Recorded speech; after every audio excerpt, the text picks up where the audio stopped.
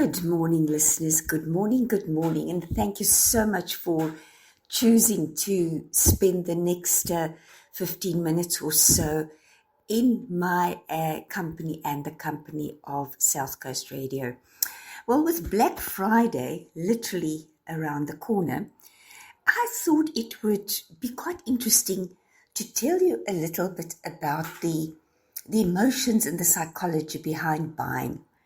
Now, I don't want to be a killjoy and say, don't buy, don't shop. Of course not. We all like to spoil ourselves apart from the necessities that we need. We all like to buy ourselves something nice. We all like to surround ourselves with the things that we enjoy and that bring us joy. I'm talking about shopping for the sake of shopping. I'm talking about buying something that you don't really need. Something that's on a special, you don't really need it, but it's a good price, so you're going to buy it. I'm also talking about the constant buying and buying and buying. And I want to draw your attention to your emotions behind that. What you are doing when you are buying something is you are wanting the feeling that the having of that item will give you. So you're buying it to get a specific feeling, right? Now, the road to healthy emotional shopping is to have that feeling anyway. In other words, to feel good about yourself, to have a healthy self-worth. Let's elaborate a bit on that and let's unpack it a bit.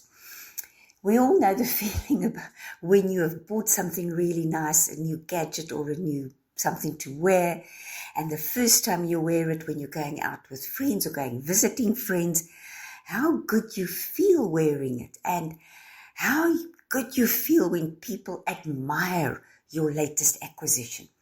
Now, that in and of itself is not a bad thing. I'm talking about the fact when once the novelty has worn off, how do you feel then? Do you go back to feeling not as good as, not as attractive as, and just generally less than the people you associate with, or perhaps the people you admire? I was listening to a talk on the radio this morning, funnily enough, about Maslow's hierarchy of needs. Now, Maslow was a psychologist who set out the needs of people in a hierarchy of what's most important. So most important is food and shelter, etc., and so on and so forth. And the least important would then be self-expression in an artistic way, because if you haven't got food to eat or a roof over your head, the last thing you're worrying about is self-actualization. I don't want to go too much into that, but what this man pointed out in a criticism of this philosophy or theory is that when people do not have a good sense of self, when they don't have a feeling of belonging, it's pointless giving them things that are not going to cultivate that sense of belonging and that sense of equality, if you will. So you need to ask yourself, why am I buying this item? Do I really need it? Do I want it and I can afford it? And whether I own it or not, I am not going to feel less accepted, and I'm not going to feel a lesser sense of belonging in my circle of friends, in my community, in my family, if I don't have it. So how do you feel without that item? And what is the feeling you're reaching for with buying that item? I hope that makes sense to you. Let me put it another way. I had a client many years ago, and I think I've mentioned this before, who lost her husband. And when she came to me, she was telling me about all the Persian carpets she has bought. She has bought so many Persian carpets. I think she had about 20. And she would buy one and love it and admire it. And of course, then it becomes commonplace. The novelty wears off. You get used to it. And then that feeling of loneliness and emptiness would return, and she'd go and buy another carpet.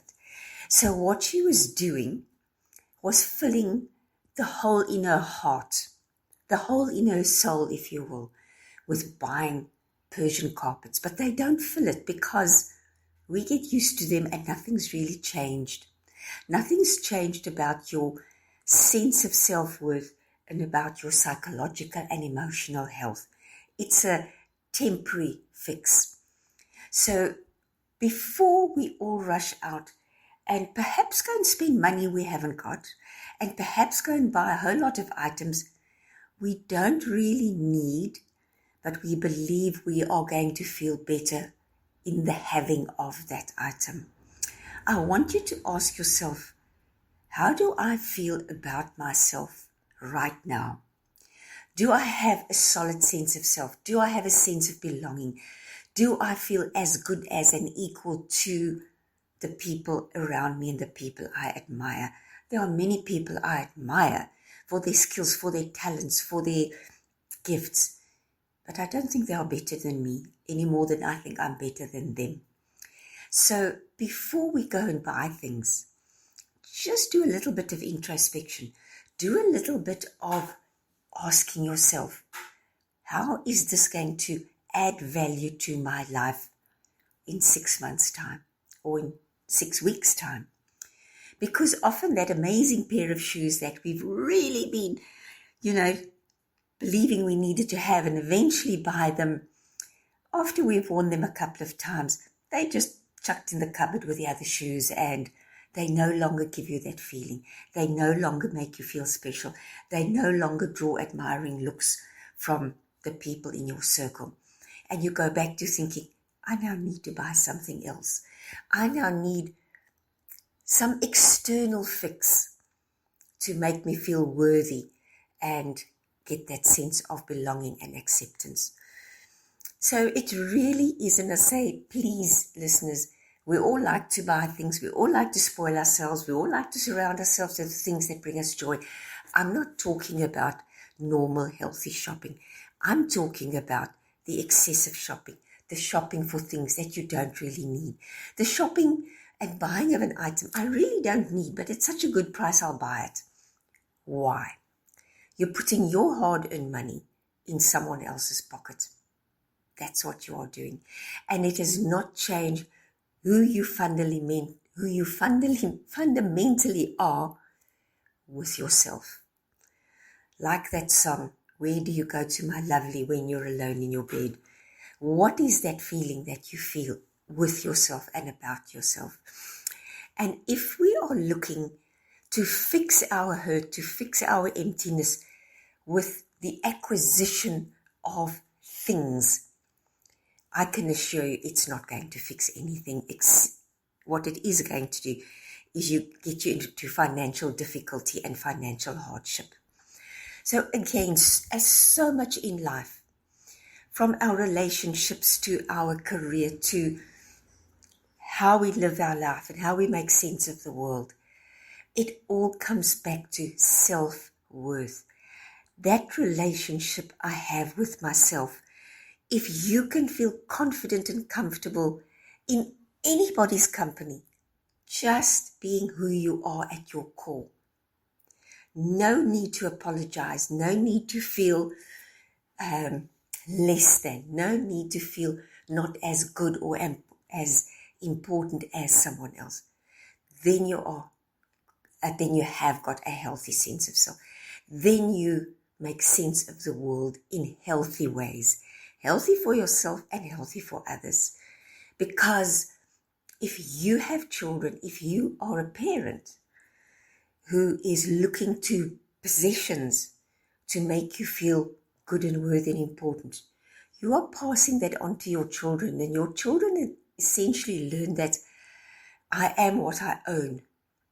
And if I don't own the right stuff, I am not worthy. And that is such a skewed message and wrong message that we give the children and the people within our circle of influence. And of course, it's a message that you reaffirm with yourself all the time. You buy something, you feel great, the novelty wears off, you don't feel so great. You have to go and buy something else, you feel great for a while, the novelty, etc. And the circle continues and it spirals down. Whereas if you can say, you know what, I won't buy this until I'm really convinced in myself that I'm buying it for the right reasons. And if I then have to pay a bit more for it, it's okay, because it is not going to make me feel better about myself. It is just an item that I want because it's going to make my life easier, or something I'd like to put in my home, or something I'd like to wear. I like it, I want to own it, I can afford it, and I'm buying it for the right reasons, but not to impress other people, not to make myself feel more accepted and worthy of. So it's really interesting, and often, well, all the time, not often, we see that advertising is always geared at, if you do this or buy this or go on to a certain destination on holiday, you will be so much happier. You will be able to associate and identify with the people that they have in the ad. And remember, they're just actors playing a role for the purpose of the ad.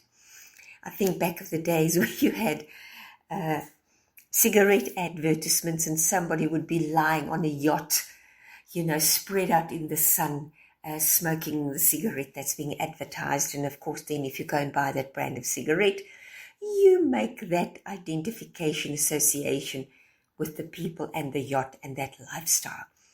And advertising at its core has not changed. It still wants to suck you into the association with a particular lifestyle or a particular actor or a particular scenario.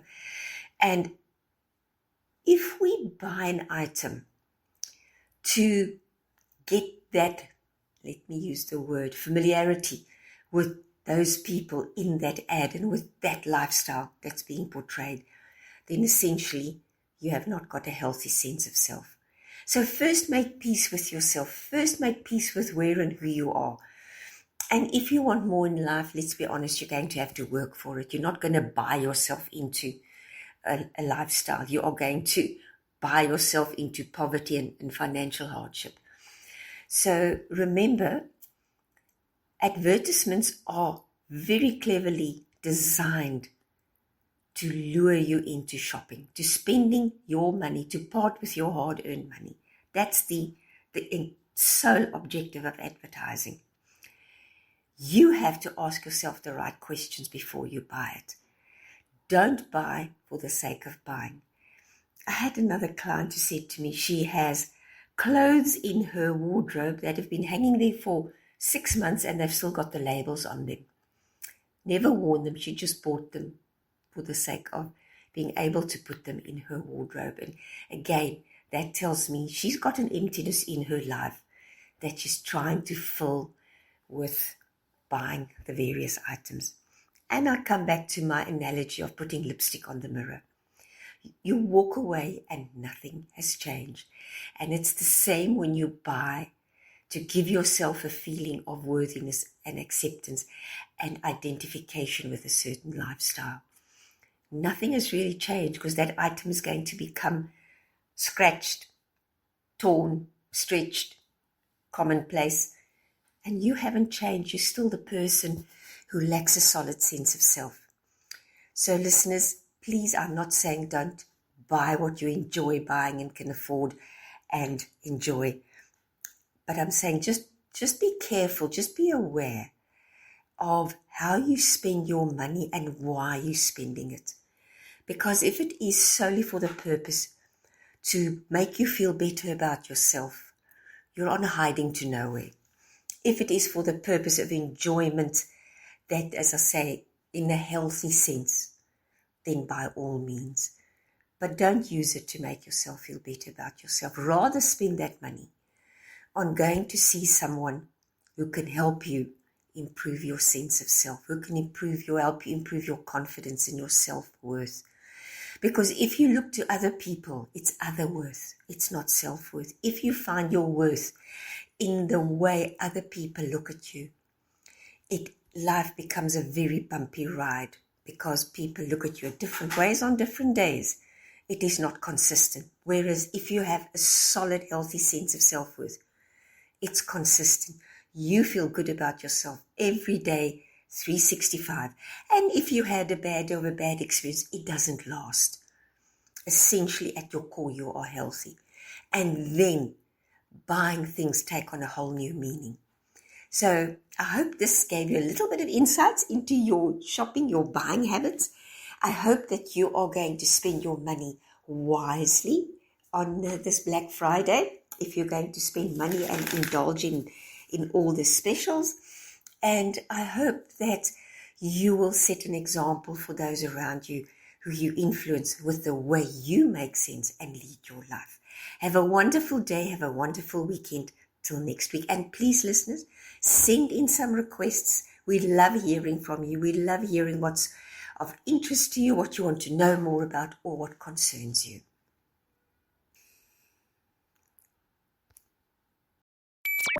The radio station you can't live without. This is your radio. This is South Coast Radio.